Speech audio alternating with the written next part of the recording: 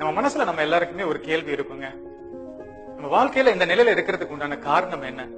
இயற்கையா, கடவுளா, பிரபஞ்சமா, நம்மளுடைய பெற்றோர்களா, நம்மளுடைய முன்னோர்களா, இல்ல நம்மளுடைய செயல்பாடுகளா, இல்ல சமுதாய சூழலா அப்படின்னு. ஒரு சிலர் இப்ப சந்தோஷமா மகிழ்ச்சியா அவங்க மனசுல நினைக்கிறது எல்லாமே நடந்திருக்கலாம்.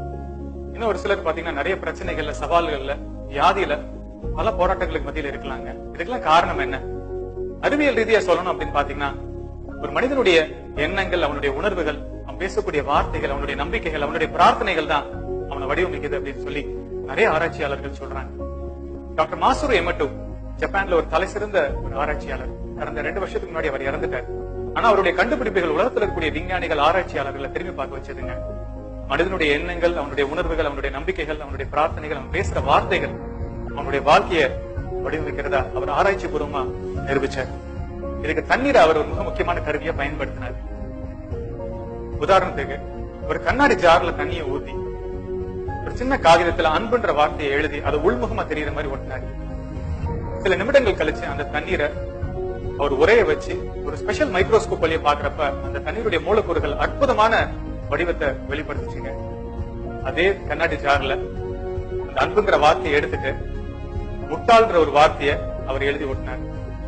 சில நிமிடங்கள் கழிச்சு அந்த தண்ணீரை உரைய வச்சு மைக்ரோஸ்கோப்ல பாக்குறப்ப அந்த தண்ணீருடைய மூலக்கூறுகள் வடிவமே இல்லாமல் ரொம்ப கோரமா இருந்திருக்கு.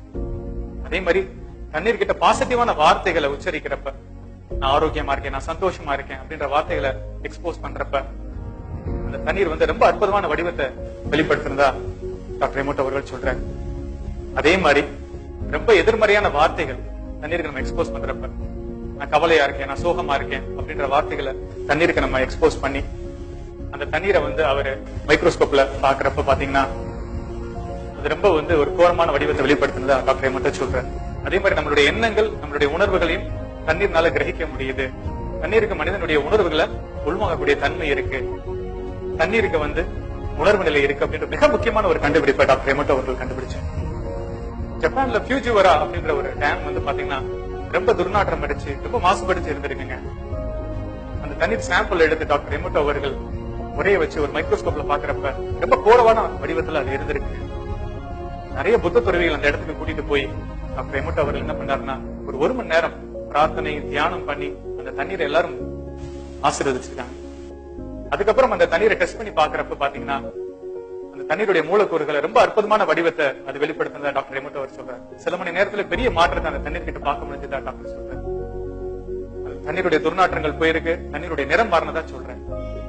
டாக்டர் எமோட்டோ என்ன சொல்றாரு அப்படின்னா, மனிதனுடைய எண்ணங்கள், அவனுடைய உணர்வுகள், அவனுடைய வார்த்தைகள், அவனுடைய நம்பிக்கைகள், அவனுடைய பிரார்த்தனைகள் வந்து அவனை மட்டும் அல்லாமல் அவன் சார்ந்து இருக்கக்கூடிய அந்த சூழலையும் அது ஒரு தாக்கத்தை ஏற்படுத்துதுன்னு சொல்றேன்.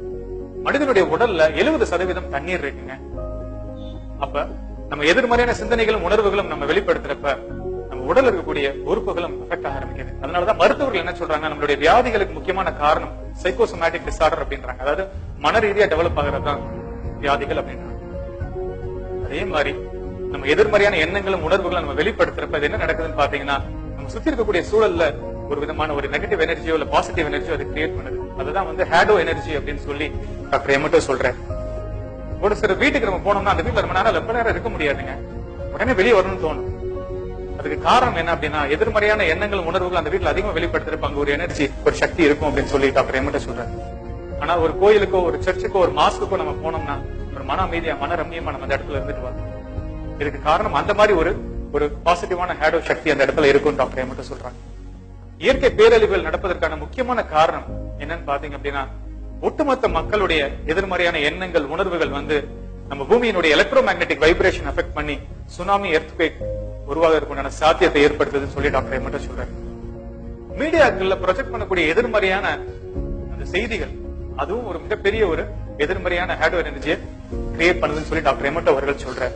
உதாரணத்துக்கு மாணவ மாணவிகளுடைய தற்கொலை பத்தி மீடியால அதிகமா போட அது ஒரு எதிர்மறையான ஹேடோ எனர்ஜியை கிரியேட் பண்ணி நிறைய மாணவ மாணவிகளுக்கு அது ஒரு தூண்டுதல் ஏற்படுத்தி அதே மாதிரி விஷயங்கள் செய்வதற்கு உண்டான சாத்தியம் அதிகமா இருக்குன்னு டாக்டர் எமோட்டோ சொல்றாருங்க. இது மாஸ் கான்சியஸ்னஸ் பினோமினா அப்படின்னு சொல்லி சொல்லுவாங்க. என்னுடைய தாழ்மையான வேண்டுகோள் மீடியா மக்களுக்கும் மற்றும் இந்த இன்டர்நெட் யூஸ் பண்ணக்கூடிய சகோதரர்களுக்கும் பாசிட்டிவான விஷயங்களை அதிகமா ப்ரொஜெக்ட் பண்ணுங்க. நல்ல தன்னம்பிக்கை சார்ந்த விஷயங்களுக்கு நீங்க முக்கியத்துவம் கொடுங்க. எத்தனையோ பேர் கஷ்டத்திலே போராட்டத்தின் மத்தியில் இன்னைக்கு ஜெயிச்சு சாதனையாளர்களா இருக்காங்க. அவங்கள பத்தி அதிகமா செய்திகள் போடுங்க. மருத்துவர்களுக்கு என்னுடைய தாழ்மையான வேண்டுகோள், வியாதிகளை பத்தி பேசாம உடல் ஆரோக்கியத்தை பத்தி அதிகமா பேசாரு. அது ஒரு பாசிட்டிவான ஹேடோ சக்தியை சமுதாயத்துக்கு அது வெளிப்படுத்தும். ஒரு நாளைக்கு 2 மணி நேரத்துக்கு ஒரு தடவை என்ன மாதிரி எண்ணங்களை நம்ம வெளிப்படுத்துறோம், என்ன மாதிரி வார்த்தைகளை நம்ம பேசுறோம், என்ன மாதிரி உணர்வுகளை நம்ம வெளிப்படுத்துறோம்.